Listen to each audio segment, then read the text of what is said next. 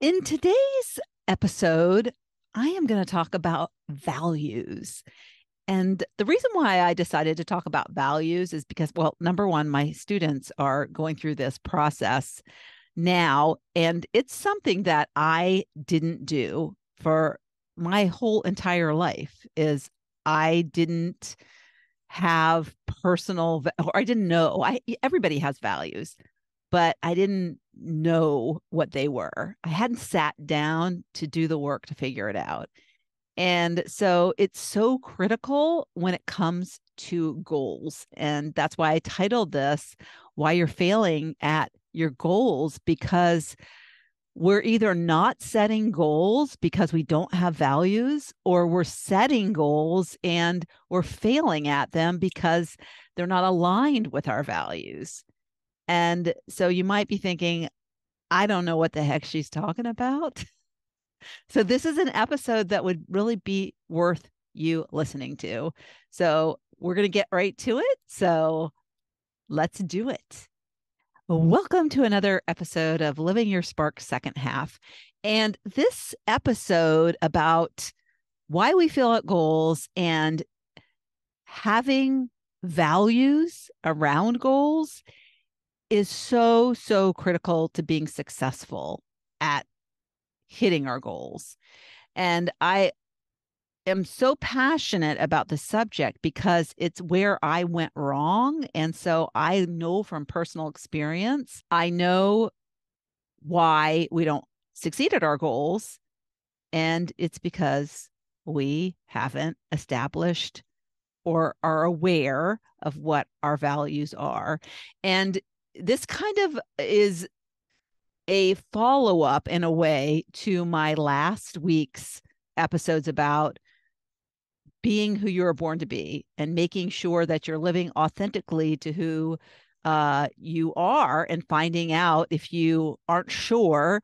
And, talked about the personality tests and how they can be wrong. So values are a part of who we are. They are really innate to our personality. So when you can identify what your values are, it's going to take you closer. If you're misaligned, or you're living a chosen personality like I talked about last week, knowing your values is going to steer you in the right direction. And what my mistake was that my values were always, because I was a corporate girl, were always my company's values. I didn't know about personal values or a personal mission statement. They don't teach us this in school. But if you want to have a successful personal life, then you need to have a mission statement and values.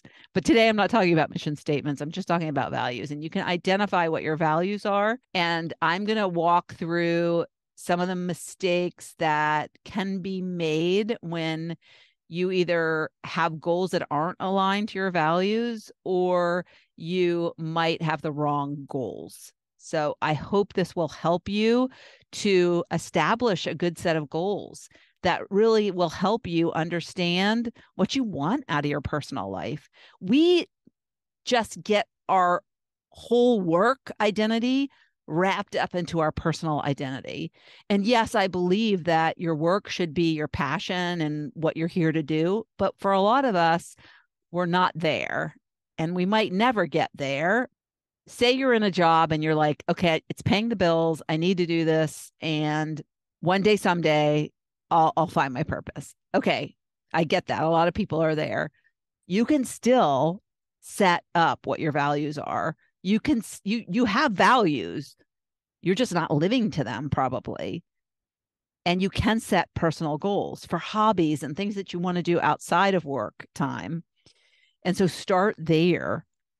But values are critical to really feeling like you're connected to the real you. And so the best way, I think, to start is to just Google list of values Just Google and see. You'll get an answer, and it's probably going to point you to a blog post, or you can tab over to images, and there's a lot of photos that have a one-page list of values. And so those are just common values, and you can look through the list and start to see, okay, what resonates with me? What resonates? So you start, I would say, like, come up with like your favorite 10, like top 10, and then whittle it down to your top 5. Just like make a priority list in priority order. This, and I think work backwards. Say like 10. You can tell by look at some and say, well, this one's more important than this. So put that up, put the one that's less important to the side, and then go look at the rest that are remaining. This is important than this. So you can kind of weed them out and then add them back in. But you just like by that kind of narrowing down, you can see really what's important. And maybe this episode will help you with the first initial ones. What I'm going to do is a follow-up episode on Friday where I'm going to tell you the lessons that I learned from having the wrong ones or not having them. So not even the wrong ones, not having them, but really, I guess you could say the wrong ones were my company's values, right? But not having this complete lack of association that I needed them in my personal life. And what was important to me, what values are, what do I value? What do I value? And how do I live my life by those values? So I'm going to tell you on Friday what my values are today and how I align with those, because I learned that I didn't know what they were and I had to do that work. And so that's part of the process that I take my students through before they start to find or set their goals, before they and all this is part of finding purpose, right? So but the values is an early step to that. Okay. So we have failed at goals because we're disconnected to why they're important to us. Like I said, values are what we value. And so if you don't know what your values are and you have goals and they have nothing to do with your values, guess what? It's probably not likely that you'll achieve your goals because there's no association with what you value to them. It's like a cookie cutter. It's like people pick cookie cutter goals and they're not making goals that are unique to them and what's important to them and who they really are. And so you don't want cookie cutter goals, that's for sure. So I'll give some examples because these are just very common examples, I think, for women our age. So one would be a goal like, I want to lose weight, or maybe it's, I want to eat better. Okay. So that is really kind of the wrong approach because it is a one size fits all, right? Everybody wants to lose weight, right? Everybody wants to eat better for the most part. Everybody who is feeling like their pants are snug wants to do that. They actually want to lose weight, but they know in order to lose weight, they need to eat better. But first of all, that's a really boring goal. And there's really and you've heard this probably, your why needs to make you cry. I don't know if you've heard that before. That was a thing that was a big Beachbody thing. The reason you're doing this work is because it's got a really deeper meaning to it. So goals need to have that too. Need to have a reason, but your reasons have to align with your values. And so what we value, like I said, is a part of who we are. So if you're taking like the lose weight example as a goal, could it be that you have a high value in vitality? Could it be you have a high value in healthy living? These are just examples. But what is wrong with what I'm doing right here is I pick the goal first, and then I'm trying to pick the values that would line up with that. And that is ass backwards. What you want to do is know, first of all, know, like I said, Google a list, know what your goals, or I'm sorry, know what your values are, and then fit your goals to your values. Because the goals that are aligned with your values are the goals that you'll stay committed to and you won't give up on. All right. So, an example, a lot of my students have a high value of family. It's like one of their top value, top 5, definitely. So, if one of your top values is family, what goal or goals around family are important? So if you want to lose weight and that's something you'd like to do, well, how can that goal align with the value of family? I mean, just going back to if one is vitality, then losing weight would align with vitality. But just let's say vitality isn't one of them, but it's like say family is. Well, what about family could make your goal something that you're so much more committed to because it aligns with this thing that's important to you? How about if your family will have you around longer if you lose weight? You'll be healthier. What if your grandchildren or your children, depending on how old they are, because younger children tend to run around more, like that's what I'm getting at. You can run around. So if you lose weight, you can run around with your grandchildren. I'm not saying your adult children can't run around, but you're more than likely to not be running around as much as you would with little kids. But yeah, that's something you can do when you lose weight. So you need to look for the benefit of the goal, the outcome of the goal that's aligned with the values that are important to you. If you like spending time with your family, if you like running around if you want to go on trips and hike and walk places and do the things that you can do that trips require, then losing weight would be a good goal, right? But if you just create the goal losing weight in a vacuum and it's not tied to anything, then yeah, you're just going to be working from this like pushing yourself from willpower, which isn't going to last long. It's got to come from someplace deeper, someplace intrinsic, And so that's what a value is. It's inside of you, intrinsic to you, and it's going to drive you. So that's a great example. I mean, the same thing goes with eating better as a goal. So, if your goal is to eat healthier because you're eating too much crap, like I decided I'm just not going to eat sugar anymore. Not special circumstances, but I was getting in the habit of doing it every night. No alcohol, right?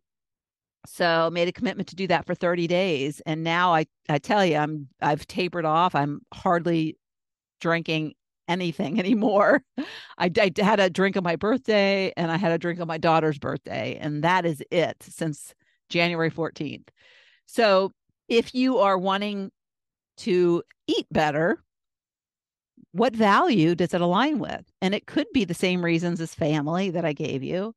There could be other reasons. You want to be a role model to your kids or grandkids. You want them to be healthier. You want to teach them how to be healthy so they don't grow up with these bad habits, bad eating habits. But look for the value and then create the goals around the value. Or if you already have established goals and you're struggling with reaching the milestones of that goal, because some goals take longer and you got to set these little milestones. That's just part of planning out, which I also teach. But the goal is much easier to give up, and it has a very high likelihood of failing if it's not attached to a value of yours. So another example that I'd give is fun. Fun is a value a lot of people have, but then they don't have any goals around fun in their life. So why don't you have a goal that's fun if fun is important to you and you're feeling like your life is not fun? There's nothing going on that you would consider fun. So you need a goal, and you need to understand how that aligns with what's important to you and what it's going to give you. What outcome is that goal going to give you? And it becomes very important to you. Another very common value is integrity. So integrity is about truthfulness, sometimes loyalty. Loyalty can be a separate value. It's its own kind of, can stand alone on its own. But if you have a high value of integrity, but you're hanging around with people who aren't operating with integrity, well, that is not going to feel good. So you need to set a goal out of finding a tribe that has more integrity. Then it doesn't make any sense. It's not going to make you happy if your value is integrity and you're around people who aren't integral. I have a great example about that. So I went to work for a company, and it was run by people who weren't very integral. I will tell you that I knew that there were problems in the organization when I went to work there, and they hired me as a vice president. So I was working with people at the top, and very quickly I saw a lot of dysfunction in the way that they ran their business from an operations standpoint and the way they treated their employees. And I inherited this group of people who were going to therapy and had been with the company for years, multiple years, and were going to therapy. And I'm like, there's a problem here. I have at least 2 people on my team out of 5 who are going to therapy because of what's happened to them in this company. And the funny thing is you think you'd leave or find another job, right? If it's causing you the need to go to therapy. But things like that, sometimes people just, they don't get it, that they have the power to change that, and they think it's them, right? So anyways, that's a whole nother story and topic. But I very quickly realized that this company was not a company I wanted to work for. And the camel, or the straw that broke the camel's back, was when I was sitting with my team in the CEO's office in preparation for a client who was coming in from out of town for a big meeting. And the question on the table was, and I asked this point blank because there were things going on. There was another client who had filed some legal thing, and it was the CEO didn't want that word to get to the other client that this was happening. And so, but those companies talk to each other, and there was probably a high likelihood that the company that was coming the next day already knew this stuff was going on. So I said, well, if this comes up, what do you want us to say? What is the company kind of talking point? Thinking, of course it would be diplomatic, right? It would be it might not be a lot of detail, but it would it would be the truth. It would be because I don't speak untruths. That's not like my style. And so the CEO looked directly in my eyes and my team there, and he said, "Well, what you do is you lie. You lie." I was shocked. I don't think there was it. My jaw was on the floor. You probably could have heard a pin drop because nobody said anything. And I thought, in that moment, there's no way I am going to work for you anymore. You just confirmed all my suspicions about the integrity of this executive team. And I started there in October, and I think this was January, early January. So the next day, I told my boss I wanted to have a cup of coffee. And I told him I was quitting and I was leaving. And I didn't have another job, but I found another job very quickly. And I am of the opinion that when you do the right thing, then you don't have to worry because things will fall into place. But that's just an example of if integrity is a value, then look around. How are you operating in your life? I'm not saying and suggesting that you're out of integrity, but in a way, you might be out of integrity if you're not being in integrity with your value of integrity. So you need to know that. Look around. Are you working in an office with a bunch of people who aren't telling the truth? Are your friends people who aren't honest? So that's got to take some hard looks at that and make changes, right? So your number one goal in that case is to get right with integrity and take action. And sometimes, when you're in a job and you realize this is out of integrity, there's things you can do within that job, like go to HR. And there was another company that I worked for where I had to do that, and I had to deliver some information anonymously.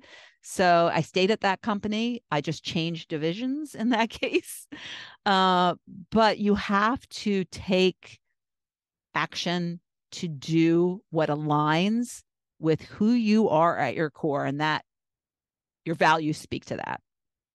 So another one that I had thought of, I was trying to come up with some examples off the top of my head. And one I thought of was maybe that this sounds like it's supposed to be a good thing. And so you should start meditating daily. And so you put that down as a goal. Yeah, I'm going to start meditating daily, but dang it, every day it comes and it goes and you haven't meditated. There's no practice that you've instilled because, and what does that mean? You're failing at your goal if that was a goal. And so why is it a goal? Why is it important to you? And if it's not important to you, then it shouldn't be a goal. Shouldn't have goals just for the sake of having goals.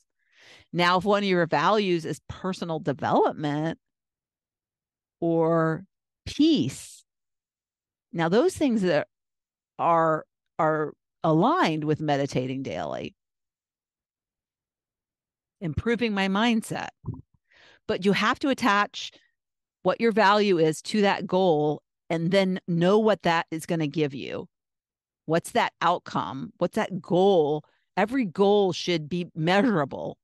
So how are you going to know when you hit that outcome? But if it's I'm going to learn how to meditate. I don't know how to meditate. I want to learn how to do it. That checks the box of personal development because you're developing, you're growing from that. But you have to have that connection in your brain to know that it's of some value to you in your personal development growth, or that it's going to help you be more peaceful.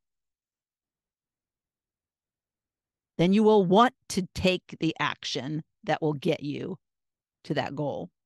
Does that make sense? I hope it makes sense. So the other thing that I want to touch on, besides like you might have goals, you might have set the goals before you really understand your values. So that's kind of the cart before the horse. But once you identify what your values are, those goals might still align. You just have to understand how they align, right? But let's say you find you don't have goals. Like I never had goals and didn't have personal goals. They were all company goals. So let's say you're like me, where you like don't have really any goals other than maybe a health goal. That was one. I'll always lose weight. But what was my value? I never really thought about it. No wonder I had trouble losing weight. So what's funny is that when I finally did lose weight and get in the best shape of my life, my goal was because I had signed up to be a Beachbody coach. And so it was almost like my goal became highly valuable because I had to be a role model to other people. So I didn't know at the time that that was a high value, was to be a great example. Like I wanted to be a role model. Impact. That's the goal there. Impact. So if I want impact and that's a high value, and it still is a high value of mine, then yes, losing weight, getting in shape, being a role model to others, heck yes, does that align?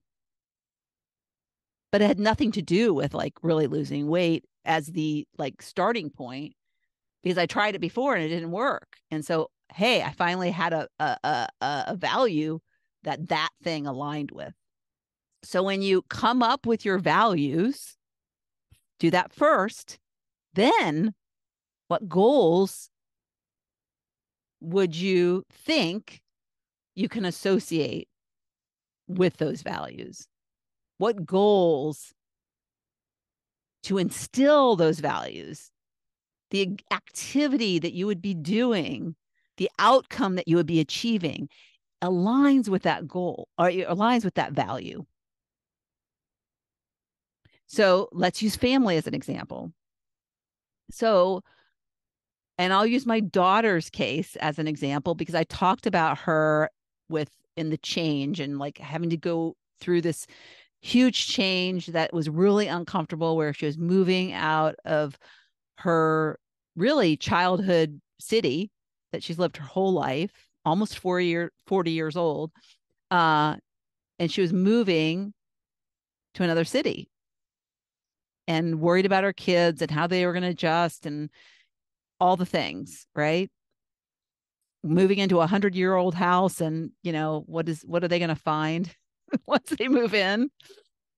So family is a very high value to her, but the goal that she set a long time ago of moving was around increasing her family's happiness, being near her in-laws who are retired, who can help with the family.